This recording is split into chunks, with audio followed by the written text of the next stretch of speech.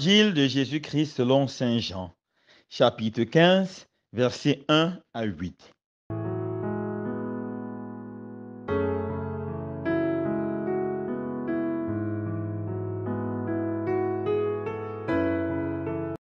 En ce temps-là, Jésus disait à ses disciples, Moi, je suis la vraie vigne, et mon Père est le vigneron. Tout sarment qui est en moi, mais qui ne porte pas de fruit, mon Père l'enlève.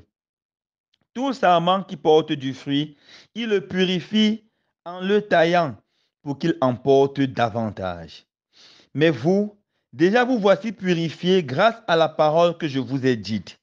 Demeurez en moi comme moi en vous. De même que le sarment ne peut pas porter de fruit par lui-même s'il ne demeure pas sur la vigne, de même vous non plus si vous ne demeurez pas en moi. Moi, je suis la vigne et vous les sarments. Celui qui demeure en moi et en qui je demeure, il apporte beaucoup de fruits, car en dehors de moi, vous ne pouvez rien faire. Si quelqu'un ne demeure pas en moi, il est comme le sarment jeté dehors et il se dessèche. Les sarments secs, on les ramasse, on les jette au feu et ils brûlent. Si vous demeurez en moi et que mes paroles demeurent en vous, demandez tout ce que vous voulez et cela se réalisera pour vous. Ce qui fait la gloire de mon Père, c'est que vous portiez beaucoup de fruits et que vous soyez pour moi des disciples. Acclamons la parole de Dieu. Louange à toi, Seigneur Jésus.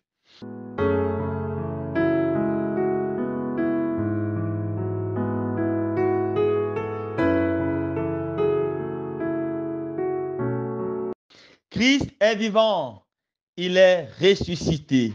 Christ est ressuscité, il est vivant. Chers frères et sœurs bien-aimés, nous célébrons en ce jour et avec beaucoup de joie et d'exultation le 5e dimanche de Pâques.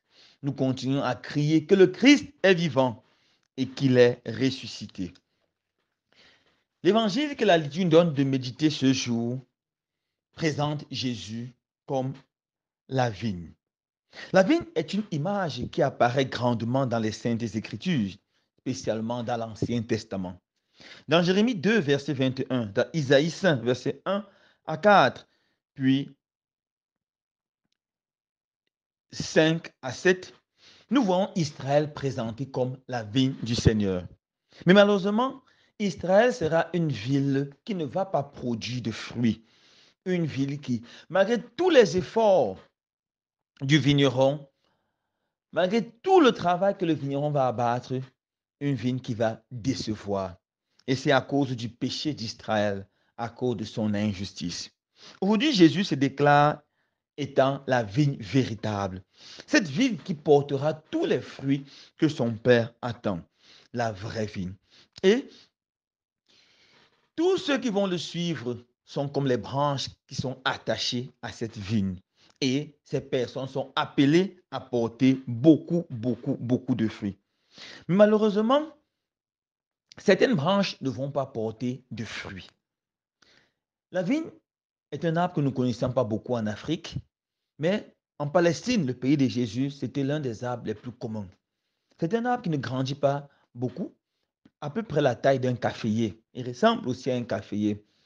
C'est un arbre, donc la culture demande beaucoup de soins.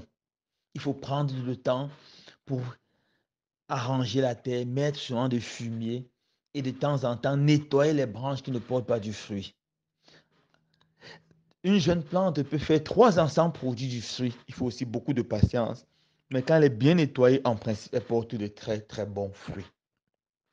Quand Jésus dit qu'il est la vigne et nous les branches, on peut voir vraiment à quel point Dieu nous aime.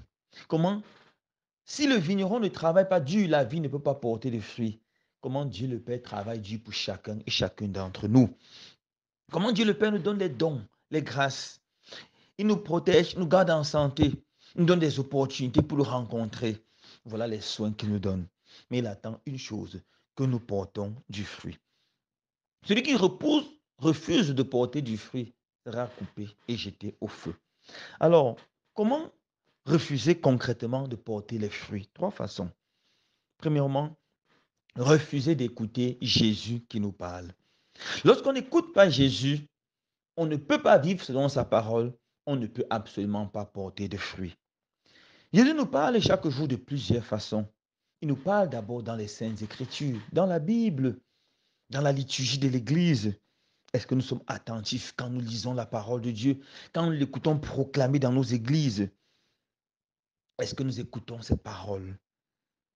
Jésus nous parle dans notre conscience, cette petite voix qui nous dit de fuir le mal et de faire le bien, qui nous dit de pardonner, de tolérer, d'avancer, de sourire, d'être joyeux, de s'aimer la paix autour de nous. C'est Jésus qui nous parle. Jésus nous parle par la voix des personnes de bonne volonté qui sont autour de nous, qui nous invitent également à fuir le mal et à nous attacher au bien avec amour. Refuser d'écouter Jésus, c'est s'engager sur un chemin qui ne portera aucun fruit. Deuxième façon pour ne pas porter les fruits, accepter d'écouter Jésus, mais le servir seulement avec nos lèvres, le servir seulement en parole. Beaucoup de personnes se font chrétiens, se font baptiser, mais est-ce que tous vivent comme des véritables chrétiens?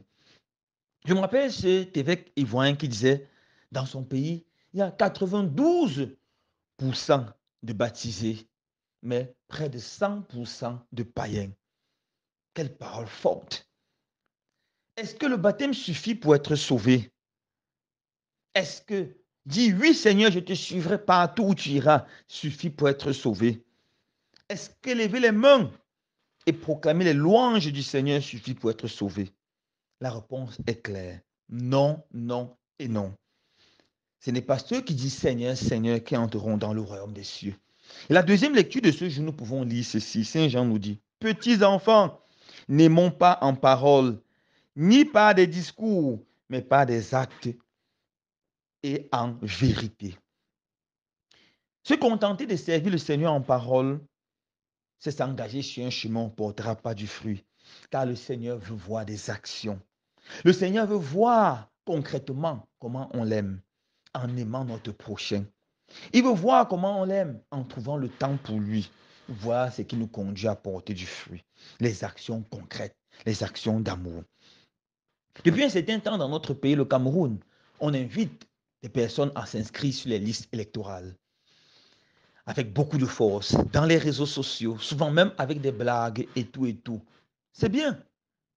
J'ai suivi une interpellation sur une page Facebook où on disait, si tu es chrétien et tu pries pour la conversion du pays et tu ne t'inscris pas sur la liste électorale, arrête de prier. Je pense que cette réflexion est bonne. Comment vas-tu porter les fruits seulement avec tes paroles, seulement avec tes prières? Mais inscris-toi sur la liste électorale. Fais quelque chose de beau. Et au moment venu, va voter selon ta conscience. Voilà une action positive. Si tu es un chrétien, mon frère, ma soeur, arrête concrètement la corruption. Arrête concrètement ce qui détruit ton frère.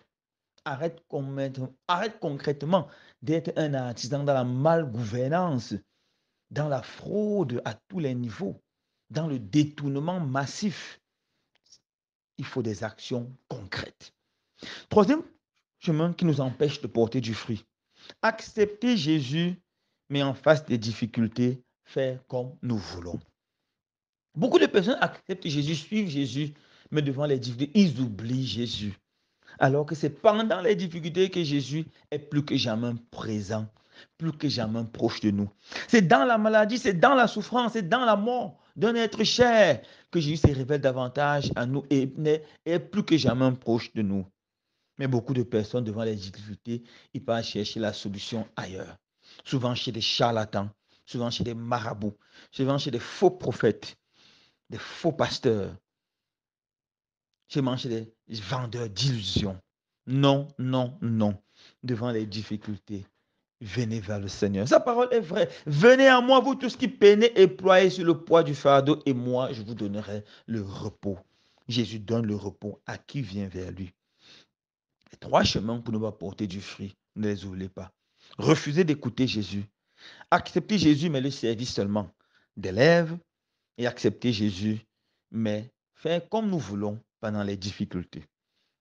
Alors, Jésus dit aussi, Celui qui reste attaché à moi portera beaucoup, beaucoup, beaucoup de fruits. Quand nous regardons la vie de Jésus, nous nous rendons compte que Jésus a porté des fruits extraordinaires. Jésus était un faiseur de bien, sémeur de joie, de paix et d'amour. Jésus a fait des miracles extraordinaires. Et finalement, Jésus a même eu le courage de donner sa vie pour sauver les hommes. Voilà les fruits extraordinaires. Et l'Église aujourd'hui est un fruit de notre Seigneur Jésus. Pourquoi Jésus a-t-il porté les fruits? Parce qu'il est resté attaché à son Père. On voit dans la vie de Jésus la vie d'un homme qui était totalement tourné vers Dieu et totalement tourné vers son prochain. Il passait des longues heures à prier. Il passait une bonne partie de la nuit à prier.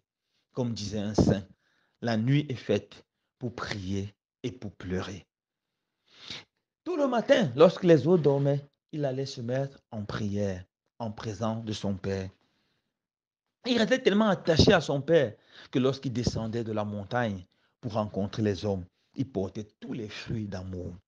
Il nous donne le secret. Si vous voulez également porter les fruits d'amour, restez absolument attachés à moi.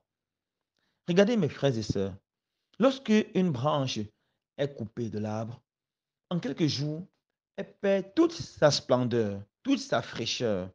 Elle ne sert plus à rien. Il n'y a plus de sève, il n'y a plus d'énergie. L'énergie qui nous fait faire le bien, c'est l'énergie qui vient de Jésus. L'énergie qui nous fait porter du fruit, c'est l'énergie qui vient de Jésus. Alors, pour porter effectivement le fruit, mes frères et sœurs bien-aimés, nous devons rester permanemment en contact avec Jésus, constamment en contact avec Jésus. Comment le faire concrètement? Trois petites choses. Premièrement, commencez toujours sa journée par la prière. Trouvons le temps le matin d'être en présence de Jésus, avec notre Bible en main. Même si c'est quelques minutes de prière, ce n'est pas grave. Si elle est alimentée de la parole de Dieu, c'est extraordinaire. Celui qui commence sa journée dans la prière va découvrir la beauté de ces antiseptiques. Il aura un antiseptique qui va le garder du péché toute la journée. Car, comme disait un grand sage, il est difficile de sortir de la présence du Seigneur et entrer directement dans la présence du diable. Il est difficile de sortir de la présence du Seigneur et toucher le mal de nos mains. Celui qui commence sa journée dans la prière, une prière profonde et sincère, passe sa journée en faisant le bien, en vivant de l'amour et en s'aimant autour de lui la paix. La prière du soir, celui qui avant d'aller dormir trouve le temps de prier, de rendre grâce à Dieu pour la journée, de se confier au Seigneur pour la nuit, passe une belle nuit. Il est difficile de finir une prière le soir et de s'endormir avec la colère dans le cœur. Il est difficile de finir de louer le Seigneur le soir et de s'endormir avec la haine, la rancune et le ressentiment dans le cœur. La prière du soir, la prière avant de dormir apaise, fortifie, sanctifie. Elle nous préserve même des maladies graves telles que l'hypertension, telles que les palpitations. Elle nous libère du stress et nous dispose pour porter des fruits extraordinaires. Finalement, la prière du soir nous garde des cauchemars et des mauvais rêves, nous garde et nous protège contre les forces des ténèbres qui agissent dans la nuit. La prière du soir est une bénédiction extraordinaire.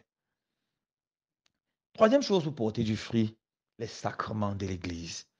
Les sacrements sont ces signes visibles, sensibles, palpables, institués par Jésus lui-même pour communiquer aux hommes la grâce divine. Cette sève qui nous donne la force de porter le fruit. Nous devons fréquenter régulièrement les sacrements. Le premier de tous ces sacrements, c'est le sacrement de l'Eucharistie. Nous devons être assidus à la messe. La messe dominicale doit être un absolu pour tous les chrétiens. C'est un impératif catégorique au sens kantien du terme. C'est un devoir d'amour, rencontrer son Seigneur. Mais allons en eau profonde, mes frères et sœurs, assistons à la messe souvent en semaine. Et nous allons voir comment nous allons être plus que jamais attachés au Seigneur. La messe se prolonge dans l'adoration eucharistique. Trouvons le temps pour adorer Jésus dans l'Eucharistie. Plus tu contemples une lumière, plus tu deviens toi-même lumière. Plus tu contemples un diamant, plus tu deviens toi-même diamant. Plus tu contemples le roi des rois, plus tu deviens toi aussi un roi à l'image du roi des rois. Plus tu contemples le Saint des Saints, plus ton cœur se purifie et se sanctifie. À côté de l'Eucharistie, nous avons le sacrement de la confession. Oui, mes frères et sœurs, à cause de la fragilité, de temps en temps, nous arrêtons de porter le fruit. Mais un bon examen de conscience qui s'achève dans une confession nous aide à nous retourner du mauvais chemin et à nous mettre radicalement sur le chemin par lequel on doit porter les fruits. Pour conclure, j'aimerais insister sur ces paroles de Jésus. La gloire de son Père, c'est que nous portons beaucoup de fruits. Jésus veut que nous portons du fruit. C'est pour ça qu'il nous donne ses secrets pour porter du fruit. Jésus veut nous voir épanouis. Il veut que nous ayons la vie et la vie en abondance. Il veut que nous portons des fruits de joie, fruits d'amour, fruits de justice, fruits de paix, fruits de charité. C'est ça la volonté de Dieu pour nous. Et la condition, c'est de ne jamais, jamais, jamais détacher de notre Dieu. Jamais, jamais détaché de notre roi. Quand ce dimanche, Jésus allume dans nos cœurs davantage d'amour pour lui, il nous doit nous attacher à lui afin de porter toujours du fruit. N'oubliez pas, en dehors de Jésus, nous ne pouvons rien faire. Mais comme nous dit Saint Paul, en lui, nous pouvons tout faire. Je peux tout en celui qui me fortifie. Loué soit Jésus-Christ.